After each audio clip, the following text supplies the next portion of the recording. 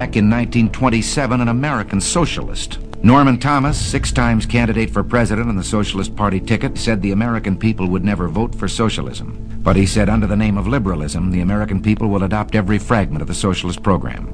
There are many ways in which our government has invaded the precincts of private citizens, the method of earning a living. Our government is in business to the extent of owning more than 19,000 businesses covering 47 different lines of activity. This amounts to 1/5 of the total industrial capacity of the United States. But at the moment, I'd like to talk about another way, because this threat is with us and at the moment is more imminent. One of the traditional methods of imposing statism or socialism on a people has been by way of medicine. It's very easy to disguise a medical program as a humanitarian project. Most people are a little reluctant to oppose anything that suggests medical care for people who possibly can't afford it. Now, the American people, if you put it to them about socialized medicine and gave them a chance to choose, would unhesitatingly vote against it. We had an example of this under the Truman administration. It was proposed that we have a compulsory health insurance program for all people in the United States, and of course the American people unhesitatingly rejected this. So, with the American people on record as not wanting socialized medicine, Congressman Farrand introduced the Farrand Bill. This was the idea that all people of Social Security age should be brought under a program of compulsory health insurance. Now, this would not only be our senior citizens, this would be the dependents and those who are disabled. This would be young people if they are dependents of someone eligible for Social Security. Now, Congressman Farrand brought the program out on that idea of just for that particular group of people. But Congressman Farrand was subscribing to this foot-in-the-door philosophy, because he said, if we can only break through and get our foot inside the door, then we can expand the program after that.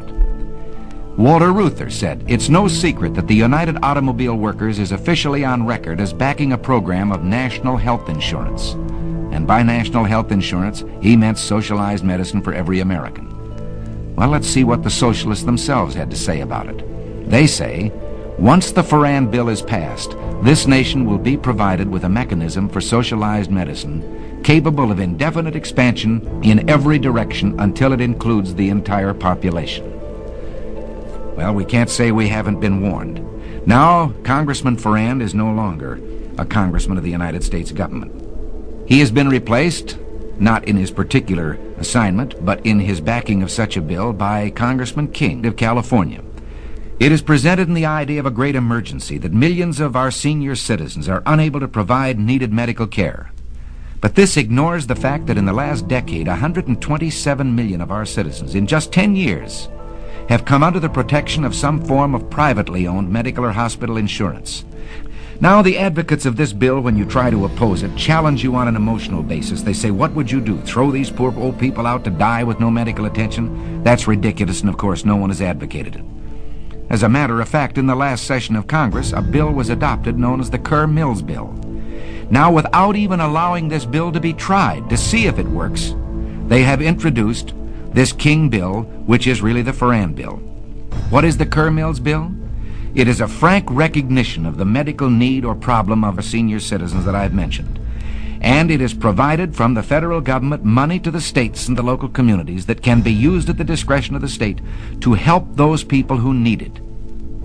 Now, what reason could the other people have for backing a bill which says we insist on compulsory health insurance for senior citizens on a basis of age alone, regardless of whether they are worth millions of dollars, whether they have an income, whether they're protected by their own insurance, whether they have savings? I think we could be excused for believing that, as ex-Congressman Farrand said, this was simply an excuse to bring about what they wanted all the time, socialized medicine. James Madison, in 1788, speaking to the Virginia Convention, said, "Since the general civilization of mankind, I believe there are more instances of the abridgment of the freedom of the people by gradual and silent encroachment of those in power than by violent and sudden usurpations." They want to attach this bill to Social Security, and they say here is a great insurance program now instituted, now working. Let's take a look at Social Security itself. Again, very few of us disagree with the original premise that there should be some form of saving that would keep destitution from following unemployment by reason of death, disability, or old age. And to this end, Social Security was adopted. But it was never intended to supplant private savings, private insurance, pension programs of unions and industries. Now, in our country, under our free enterprise system, we have seen medicine reach the greatest heights that it has in any country in the world. Today, the relationship between patient and doctor in this country is something to be envied any place. The privacy, the care that is given to a person, the right to choose a doctor, the right to go from one doctor to the other. But let's also look from the other side at the freedom the doctor loses. A doctor would be reluctant to say this. Well, like you, I'm only a patient, so I can say it in his behalf. The doctor begins to lose freedoms. It's like telling a lie, and one leads to another. First, you decide that the doctor can have so many patients. They're equally divided among the various doctors by the government. But then the doctors aren't equally divided geographically. So a doctor decides he wants to practice in one town, and the government has to say to him, you can't live in that town. They already have enough doctors. You have to go someplace else. And from here, it's only a short step to dictating where he will go. This is a freedom that I wonder whether any of us have the right to take from any human being. I know how I'd feel if you, my fellow citizens, decided that to be an actor, I had to become a government employee and work in a national theater. Take it into your own occupation or that of your husband. All of us can see what happens once you establish the precedent that the government can determine a man's working place and his working methods, determine his employment. From here, it's a short step to all the rest of socialism, to determining his pay. And pretty soon, your son won't decide when he's in school where he will go or what he will do for a living. He will wait for the government to tell him where he will go to work and what he will do. In this country of ours took place the greatest revolution that has ever taken place in the world's history, the only true revolution. Every other revolution simply exchanged one set of rulers for another.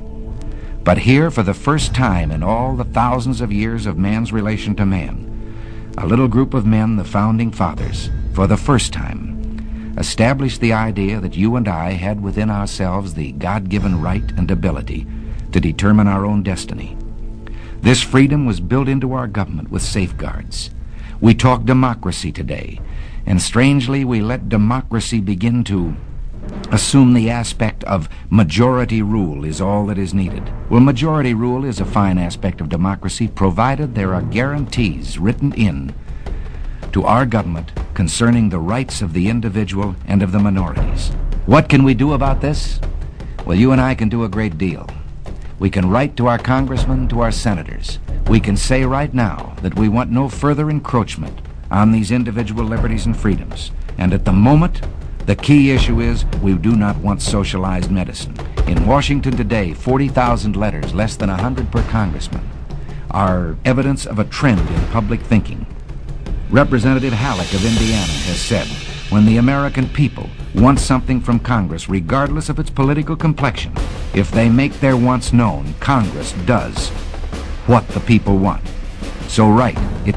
And if this man writes back to you and tells you that he too is for free enterprise, but we have these great services and so forth that must be performed by government, don't let him get away with it.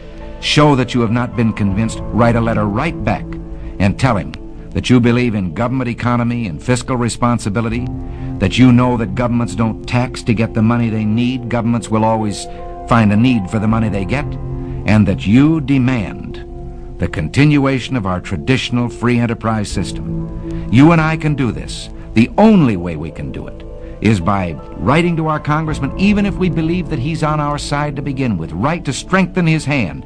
Give him the ability to stand before his colleagues in Congress and say, I have heard from my constituents and this is what they want. Write those letters now. Call your friends and tell them to write them.